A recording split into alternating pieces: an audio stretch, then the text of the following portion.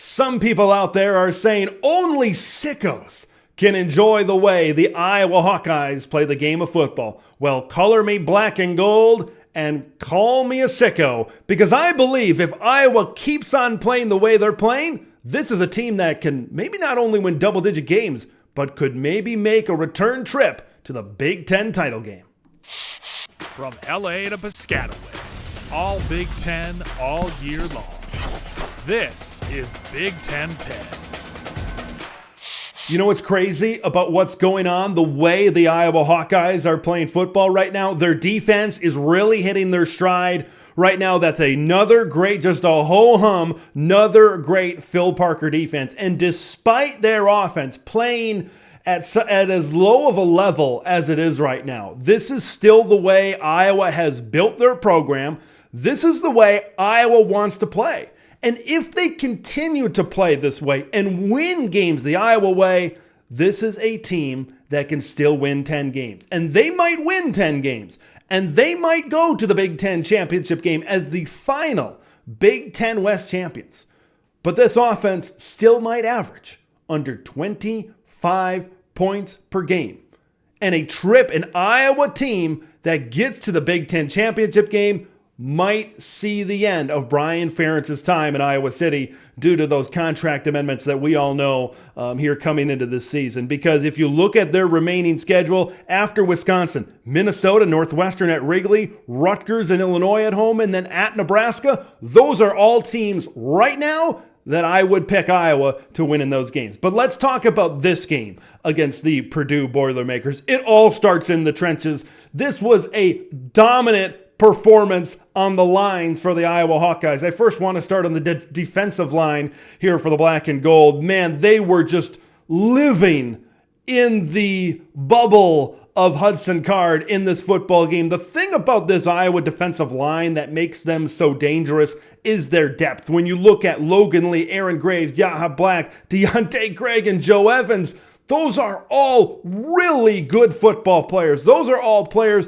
that are excellent at winning their one-on-one battles, getting into the backfield in the pass game, getting into the backfield and getting those TFLs in the run game as well. Purdue had zero answer for the Iowa Hawkeyes up front. And you can do so many different things on your defense at the linebacker level and the defensive backs level when you're able to get the pressure that Iowa did with their front four, with their defensive line. I think that's where this all starts this year for the Iowa Hawkeyes. It starts on the defensive line. When they're able to play like this Iowa defense, I think, just shoots up to another level. So teams on the future schedule for the Hawkeyes, looking at you Badgers next week, if you want to give Iowa's defense some problems, you got to contain that defensive line first.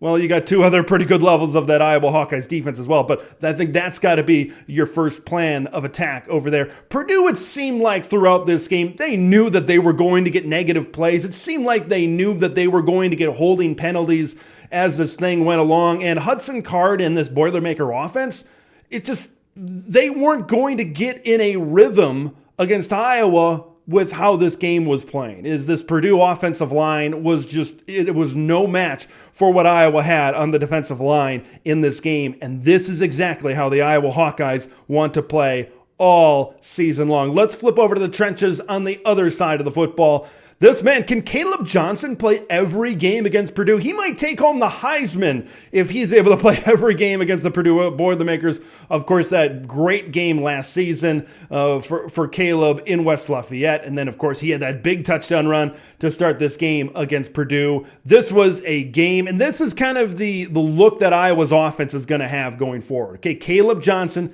comes back from injury, and he runs and he totes the rock very strongly. LaShawn Williams was pretty good in this game as well.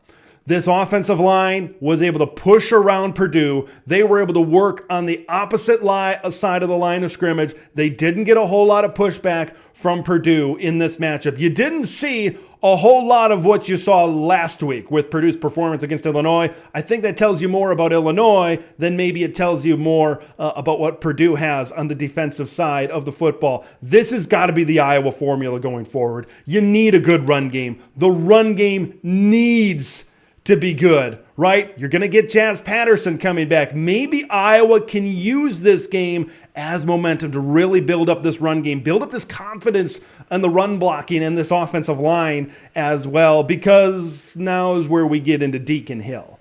Deacon Hill, buddy, you got a big arm. We saw that in kind of half a game against Michigan State last week. I think we saw it this week as well. Sometimes you got to take a little bit of juice off of those throws. Receivers, you got to catch the ball a little bit better as well. But Iowa's offense, I think, is going to be most successful, and I think this is blatantly obvious to anybody that's been watching Iowa here the last game and a half or so when he came in against Michigan State, and you combine it with this Purdue game as well. You got to try to take the ball out of the hands of Deacon Hill. You got to make things easy for Deacon Hill, and the best way to do that is to establish a great run game and get games like this where you can bust off big chunk yardages, big rushing touchdowns, and then your runs that aren't as good is a 3-yard run here, a 4-yard run here, and a 5-yard run there. That's got to be the formula for Iowa's success. Said in the beginning of the video, this is a team that can win 10 games. I'm outside of Wisconsin, which we know is going to be a little bit of a toss-up next week at Camp Randall Stadium. The rest of their games, I believe Iowa is the better football team, and Iowa has a great chance to win. The back half of their schedule is very winnable right now. It's crazy to me to think about this Iowa team. If they can beat Wisconsin, folks, this could be an 11-1 team. If everything bounces their way, if they really get this run game going. I know there's going to be some days where things don't work out, and they're going to have to adjust.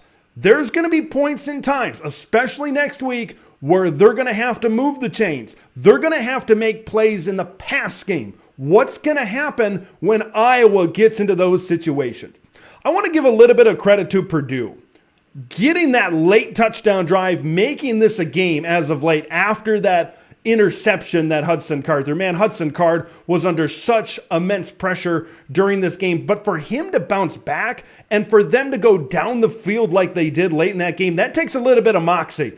And you got to give a little bit of credit to the boys from West Lafayette for making this game close, but to do that twice in a row, I think was going to be very difficult, and you saw Iowa kind of pin their ears back. And Phil Parker said, this offensive line can't stop us. They can't stop this rush. Let's just blitz the heck out of them here for a couple of plays, and we're going to wrap this thing up, and we're going to win this football game. Folks, Iowa, I know it's crazy, without Cade McNamara, without Luke Lachey, their great tight end, the receivers dropping balls all over the place. This is still an Iowa football team that has everything out in front of them. This is an Iowa team that only has one loss, folks. Halfway through the season, just one loss to maybe one of the best teams in the country in the Penn State Nittany Lions. I know other people outside the Big Ten bubble, they look at Iowa and they laugh. But folks, this could be a team that goes 10-2. They could go 11-1. Look at their schedule. Look at the way the defense is playing right now. The run game keeps it up. Who knows? I want to hear your thoughts on what you think about all things Iowa football. Leave that in the comments below. I'm Big Ten Ted. We'll see you in the next one. Thanks for watching Big Ten Ted, where it's all Big Ten all year long. Make sure to like the video to spread the word of Big Ten Ted to the masses, and subscribe to the channel for updates on Big Ten content that drops every day.